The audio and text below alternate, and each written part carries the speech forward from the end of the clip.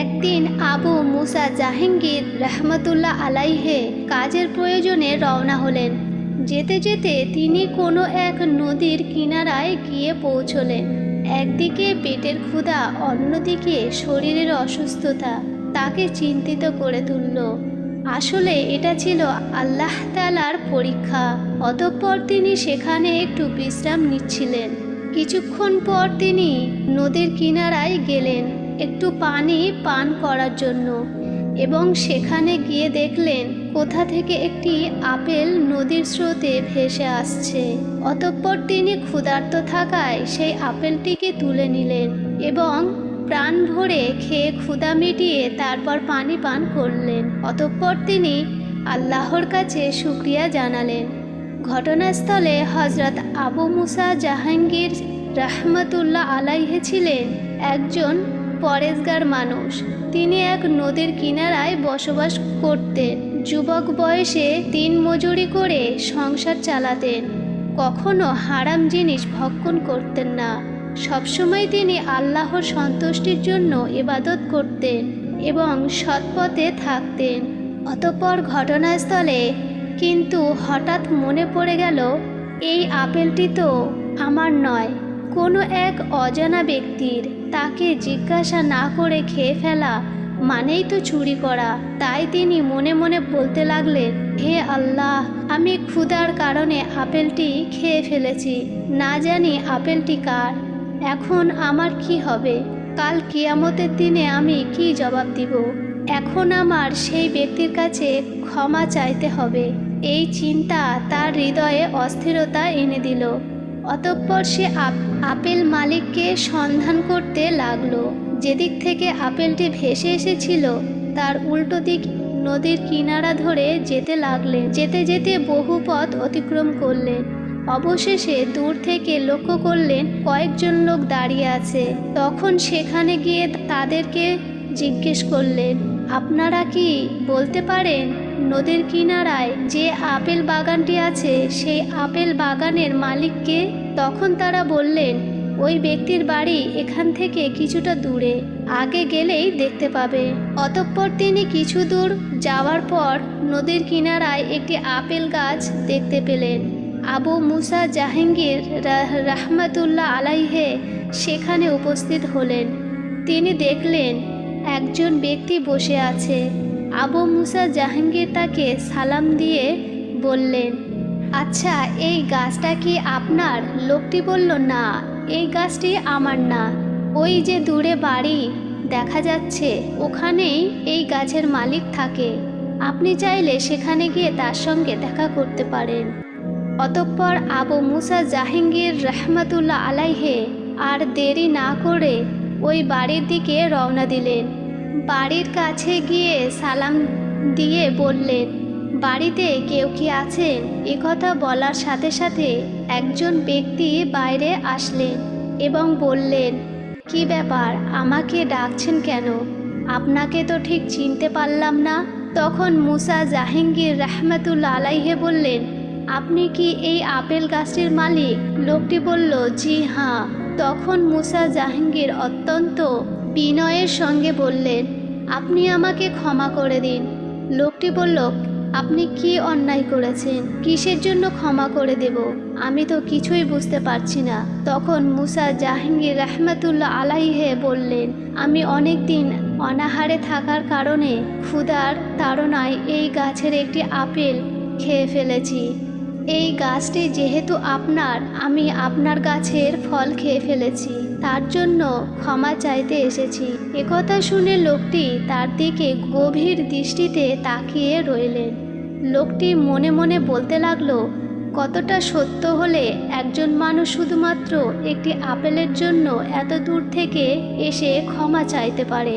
এমন সৎ মানুষ আগে কখনো দেখিনি। তাকে যেভাবেই হোক আমার কাছে রাখতেই হবে। অতঃপর তিনি বললেন, আমি আপনাকে ক্ষমা করতে পারি, কিন্তু আমার একটি শর্ত আছে। তখন মুসা জাহাঙ্গীর রহমতুল্লাহ আলাইহে বললেন, আমি যে কোনো শর্ত মাথা পেতে নিতে প্রস্তুত। আপনি যা বলবেন আমি তাই করব। তখন ওই আপেল গাছের মালিক হেসে বললেন, কয়েক বছর আমার এই আপেল বাগানে আপনার গোলামি করতে হবে। যতদিন পর্যন্ত আমি ক্ষমা না করি ততদিন পর্যন্ত আপনাকেই এখানেই থাকতে হবে। তখন মুসা জাহাঙ্গীর রহমতুল্লাহ আলাইহি বললেন, আমি যেহেতু অন্যায় করেছি, আল্লাহর দরবারে আমাকে জবাব দিতে হবে, তাই ক্ষমা না পাওয়া পর্যন্ত আমি আপনার শর্ত আমি পূরণ করব। অতঃপর পরের দিন থেকে আপেল বাগানের কাজে নিযুক্ত হলেন। এরপর তিনি কাজ করতে লাগলেন। এইভাবে দীর্ঘদিন কেটে গেল। আপেল গাছের মালিক তার রূপে গুণে মুগ্ধ হয়ে গেলেন। তিনি একাকী বলতে লাগলেন, হে আল্লাহ, না জানি এই ছেলেটি কে, এমন ভদ্র নম্র সৎ মানুষ আমি কখনোই দেখিনি। সামান্য একটা আপেল খাওয়ার জন্য যে এত বছর গোলামি করতে দ্বিধাবোধ করলো না, তাহলে আল্লাহর কতটুকু ভয় করে। সে শুধু দুনিয়ায় নয়, আখেরাতের কথাও চিন্তা করে। এই কথা বলার পর তিনি সেখান থেকে চলে গেলেন। এইভাবে বহু বছর অতিক্রম করার পর একদিন আবু মুসা জাহাঙ্গীর রহমতুল্লাহ আলাইহি আপেল মালিকটির কাছে এসে বললেন, এখন আপনি আমাকে বিদায় দিন, আমাকে ক্ষমা করেন, আমার বাড়ি ফিরে যাওয়ার সময় হয়ে গেছে। তখন ব্যক্তিটি বললেন, আমি তোমাকে ক্ষমা করতে পারি, কিন্তু আমার আরেকটি শর্ত আছে। যদি এই শর্ত তুমি পূরণ করতে না পারো তাহলে তোমাকে ক্ষমা করা আমার পক্ষে সম্ভব নয়। তখন মুসা জাহাঙ্গীর রহমতুল্লাহ আলাইহি বললেন, আপনার আরেকটি কি শর্ত আছে? তখন আপেল মালিকটি বললেন, আমার একটি যুবতী বিবাহিতের কন্যা রয়েছে, তাকে তোমাকে বিবাহ করতে হবে, তাহলে আমি তোমাকে ক্ষমা করে দিব। তখন আবু সালেহে মুসা জাহাঙ্গীর রহমতুল্লাহ আলাইহি বলল, যদি বিয়ে করার পরে আপনি আমাকে ক্ষমা করেন তাহলে বিবাহের রাজি আছি। তখন লোকটি বলল, ভালো করে চিন্তা করো, আমার এই মেয়েটি বোবা, কথা বলতে পারে না, এই মেয়েটি অন্ধ, চোখে দেখতে পায় না এবং সে খোঁড়া, তুমি কি তার পরেও বিবাহ করবে?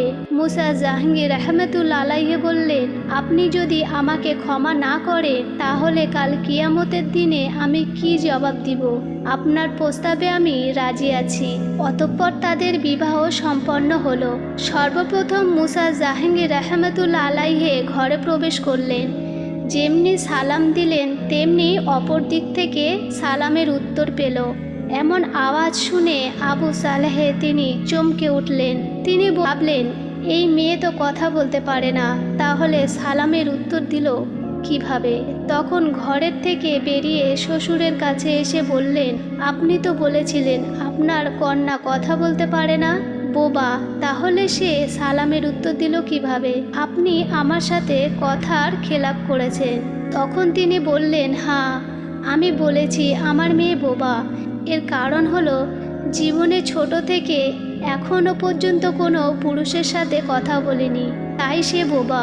জীবনে কখনো পরপুরুষকে দেখিনি, তাই সে অন্ধ। জীবনে সে কখনোই ঘর থেকে বার হয়নি, তাই সে খোঁড়া। ছোট থেকে সে ঘরের মধ্যে থাকে এবং আল্লাহর ইবাদতে মগ্ন থাকে। আমি আল্লাহর কাছে দোয়া করছি তোমরা সুখে শান্তিতে সংসার করো।